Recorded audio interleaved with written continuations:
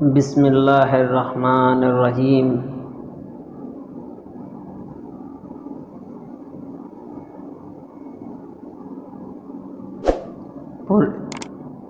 پر اسرار college کے راز، episode 10۔ اپنے وحشت زدہ چہرے پر چھائی شیطانی مسکراہٹ کے ساتھ وہ پل پل اس مجسمہ حسن کے روبرو ہونا چاہتا تھا۔ نہ جانے کیوں اس کے شیطانی دل و دماغ نے اسے مزید آگے جانے سے روکا، لیکن اس خوبصورت کلی کو وہ اپنی آنکھوں کے سامنے پا کر خود کو روک نہ سکا۔ جیسے جیسے کارتوس بابا اپنا وحشت زدہ ویران وجود لیے اس کے قریب جاتا، کوئی اندیکھی طاقت اسے آگے بڑھنے سے روکتی۔ اسے شدت سے احساس ہونے لگا جیسے کوئی اس کے پاس آس ہو، بہت قریب کھڑا ہو۔ وہ گھوم کر ارد گرد نظر دوڑانے لگا۔ کون ہے؟ وہ چلایا، لیکن ہر طرف چھائی پر اسرار خاموشی اس کے لیے ایک دھوکہ ہے۔ وہ جان چکا تھا، جس میں ہمت ہے مجھے روک کر دکھائے۔ وہ غصے سے چلایا اور تیزی سے ہادیہ کی طرف بڑھا۔ اس سے پہلے کہ وہ ہادیہ کے بالکل قریب پہنچتا، ہادیہ کے بالوں میں چھپا سنہری سانپ اچھل کر اس کارتوس بابا کے ماتھے پر ڈنک مار گیا۔ کارتوس بابا ہکا بکا اس چمکتے سانپ کو دیکھتا رہا، جو اس کے لیے موت کا پیغام ثابت ہوا۔ اس سانپ کو گالیاں بکتا وہ ایک طرف کو لڑھک گیا، لیکن مرنے سے پہلے وہ اپنے گلے میں بندھے ہار کو قریب ہی پڑے دیے میں جھونک گیا۔ وہ مر رہا تھا، لیکن اس کے چہرے پر چھائی شیطانی ہنسی گہری ہوتی رہی، اور جلد ہی وہ جہنم واصل ہوا۔ مسلسل گالیوں کی آواز لینا اور نغمانہ کے کانوں تک پہنچ رہی تھی، لیکن وہ خاموشی سے کھڑی پہرا دیتی رہی۔ اچانک اندر حجرے سے آتی آواز بند ہو گئی اور ایک سکوت چھا گیا۔ یہ نام مجھے کچھ ٹھیک نہیں لگ رہا، ہمیں اندر جانا چاہیے، نغمانہ نے کہا۔ ہاں بابا جی، گالیاں تو نکالتے ہی ہیں، لیکن آج ان کی آواز بھی کچھ عجیب سی بے چینی تھی۔ لینا نے بھی ہاں میں ہاں سر ہلا دیا۔ دروازہ کھولیں۔ وہ دونوں کمرے میں داخل ہوئیں اور اس بڑے سے کمرے میں پردے کے پیچھے بنے حجرے کی طرف بڑھیں۔ جیسے ہی انہوں نے پردہ ہٹایا، دونوں نے یکلخت خوف سے دل پر ہاتھ رکھا۔ ہادیہ مزے سے گہری نیند میں تھی، اور اس کے بالوں میں گول گول سنہری سانپ کسی سونے کی مانند چمکتا ہوا بیٹھا تھا، اور قریب ہی مسحری کے پاس اوپر کو چڑھی آنکھوں کے ساتھ چہرے سے وحشت اور لعن ٹپکتی کارتوس بابا کی لاش پڑی تھی۔ اس سے پہلے کہ وہ دونوں کمرے سے بھاگتی، پیچھے سے آنے والی گھنگریالے بھورے بالوں والی لڑکی نے ان کا رستہ روکا۔ ککک، کون ہو تم؟ یہاں کیسے آئی؟ وہ دونوں گھبرائے ہوئے ایک ساتھ بولی۔ ہادیہ کو اٹھاؤ اور بہت ہی احترام کے ساتھ والے گھر چھوڑ آؤ، اور کہنا کہ بابا جی جہنم واصل ہو گیا، اس لیے علاج نہ کر سکا۔ گھنگریالے بالوں والی لڑکی آخری بات بولتے ہوئے کھلکھلا کر ہنس دی۔ ججت جی، لیکن تم ہو کون؟ لینا نے اس سے پوچھا۔ اگر تم میرا حکم نہیں مانو گی تو ہو سکتا ہے میں وہی، گھنگریالے بالوں والی لڑکی نے جھومتے ہوئے کہا۔ وہی؟ ککک کون؟ نغمانہ نے کپ کپاتے پوچھا۔ یعنی کہ تمہارے موت، گھنگریالے بالوں والی پھر سے کہکا لگاتی ہنسی۔ ہا ہا، حکم کی تعمیل کی ہوگی، لینا نے کہا، اور دونوں ہادیہ کو سہارا دیتی کمرے سے نکل گئیں، اور جلد ہی وہ بے ہوش ہادیہ کو لیے دشا اور مشال کے سامنے کھڑی تھیں۔ ابھی تو بمشکل 20 منٹ بھی نہیں ہوئے اتنی جلدی کیسے لے آئی؟ آپ مشال نے ہادیہ کو صوفے پر لٹاتے ہوئے فکر مندی سے پوچھا۔ جو تم چاہتی تھی وہ نہیں ہوا، لینا نے کہا اور نغمانہ کو لیے وہاں سے جانے کے لیے مڑی۔ سنو، ایسا کیسے ممکن ہے؟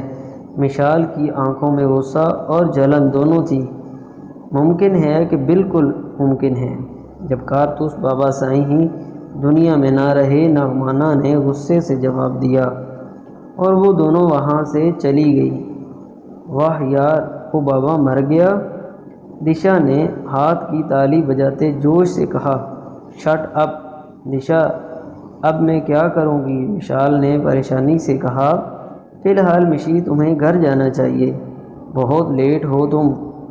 وہ سب بہت پریشان ہو رہے ہوں گے، دشا نے کہا، لیکن ہادیہ ہوش میں آئے تب نا۔ جلدی سے پانی لاؤ پلیز، مشال نے کہا۔ دشا اثبات میں سر ہلاتی اٹھ کھڑی ہوئی۔ کچھ لمحے پہلے مشال ہادیہ نے اپنے ہاتھ چھڑانے کی ناکام کوشش کرتے مشال کو پکارا، اس سپاک کی لڑکی کو پکارا جو لڑکی ہوتے ہوئے اپنے وقار، اپنی شخصیت، اپنے مذہب اور اس کے اصول بھول کر شیطانی راہ پر چل نکلی تھی۔ لینا اور نغمانہ اب ان کے منہ میں کچھ ڈالنے کی کوشش کر رہی تھی۔ وہ دھیرے دھیرے خود کو آزاد کرنے کی کوشش میں تھی، لیکن اللہ بے اختیار اس کی زبان سے نکلا۔ یہ لفظ اللہ کہنے سے اس کے وجود کو اس قدر سکون اور اطمینان ملا کہ کچھ اور مانگنے کی سکت ہی نہ رہی۔ اللہ۔ وہ مسکرائی۔ کتنا پیارا نام ہے، کس قدر تکلیف میں ہونے کے باوجود یہ مٹھاس بھرا نام میری روح تک کو چین۔ اللہ۔ اس کے لب پھر سے ہلے۔ وہ اس نام میں اس قدر کھو چکی تھی کہ یہ تکلیف بھی اس کے لیے راحت بن گئی۔ اللہ۔ وہ پھر سے بولی۔ اس کی آنکھیں اب دھیرے دھیرے بند ہو رہی تھیں۔ پھر اچانک کوئی بے انتہا چمکتی چیز نے اس کے منہ میں موجود دوائی کو نکال لیا، جو بے ہوشی کی دوا اور کب سے منہ میں لیے لیٹی تھی۔ اللہ۔ اب اس کا رواں رواں محو دعا بن گیا تھا۔ اب اس کی کوئی چیخ و پکار چیخ چیخ کر کہہ رہی تھی۔ اس تکلیف میں اسے لفظ اللہ کی گہرائیوں سے پکارنے دو۔ جلد ہی اس کی آنکھیں بند ہو گئیں۔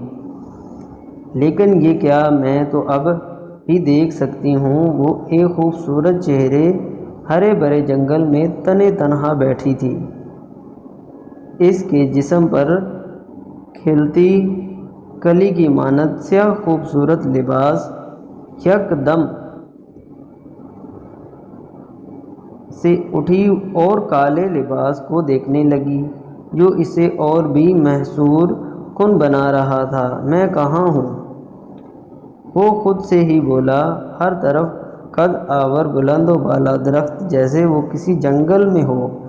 اچانک ہی اسے دور کہیں سے بین بجانے کی آواز سنائی دی۔ بین بجانے کی آواز اور اللہ اللہ ذکر کرتے اس کی آواز ایسا معلوم ہوتا تھا کہ کوئی بین بجا رہا ہو اور کوئی اس کے ساتھ بیٹھا جھوم جھوم کر اللہ اللہ کا ذکر کر رہا ہے۔ وہ آواز کی سمت بڑھی، وہ بھاگتی جا رہی تھی، ایک خوبصورت شہزادی کی مانند۔ کافی دیر بھاگنے اور تلاشنے کے باوجود نہ تو وہ بین والے کو تلاش کر سکی اور نہ ہی ذکر کرنے والے کو۔ وہ پریشان سی ہوئی، لیکن بین بجانے والے اور ذکر کی آواز بلند ہو رہی تھی۔ وہ ہمت کر کے پھر سے گہرا سانس لیتی، آواز کی سمت بھاگی اور یوں ہی بھاگتی رہی، لیکن ایسا معلوم ہوتا تھا کہ بین بجانے والا اور ذکر کرنے والا اس کے ساتھ ہی بھاگ کر اور دور جا رہے ہیں۔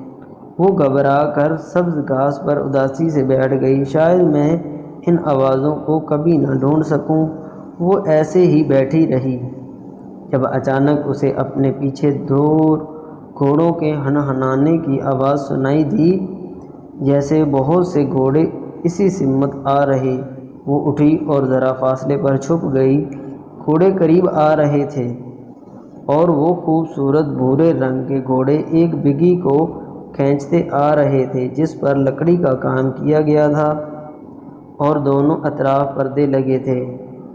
یا اللہ، یہ کیا ماجرا ہے؟ ہادیہ نے خوبصورت گھوڑے کو دیکھتے دھیرے سے کہا۔ وہ گھوڑے اچانک سے رک گئے۔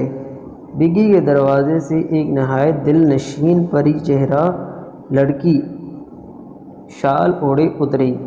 وہ کسی شہزادے سے کم نہیں تھی لگ رہی تھی۔ وہ خوبصورت لڑکی نیچے آئی اور گھوم کر ہاتھ کے اشاروں سے اطراف کا جائزہ لینے لگی۔ کافی دیر خاموشی سے وہ ارد گرد گھومتی ہوئی کچھ معلوم کرنے کی کوشش کرتی رہی۔ پھر بگھی ان کو حکم دیتی رعب سے بولی، بگھی کو اس طرف گھماؤ، آواز اس سمت سے آ رہی ہے۔ اس پری چہرہ لڑکی نے کہا، یہ لڑکی میں نے دیکھی ہے، لیکن کہاں؟ ہادیہ بڑبڑائی اور ذہن میں زور دینے لگی۔ جی ماں رخ بی بی۔ بگھی جوان نے تعظیم سے سر خم کیا اور پھر سے اس لڑکی کے بیٹھتے ہی بگھی دوڑا دی۔ یہ وہی لڑکی ہے جو کالج میں اس بھوری شال والے انکل کے ساتھ تھی؟ ہاں، یہ وہی ہے۔ ہادیہ اپنا لباس اٹھائے دور جاتی بگھی کے پیچھے دوڑی۔ اب منزل تک پہنچنے کا بس ایک ہی راستہ ہے کہ بگھی کا پیچھا کیا جائے، اس نے سوچا۔ تبھی اسے شدت سے محسوس ہوا جیسے کوئی کہنے والا کہہ رہا ہو کہ ہادیہ، اس بگھی کے پیچھے بھاگو، تمہیں اس بگھی کے نشان ہرگز گم نہیں کرنے، یہی تمہیں منزل تک پہنچائے گا۔ بابا جی، وہ بچی درد کی شدت سے معصوم سی آواز میں بولی۔ وہ بچی خوف سے آس پاس نظریں دوڑانے لگی۔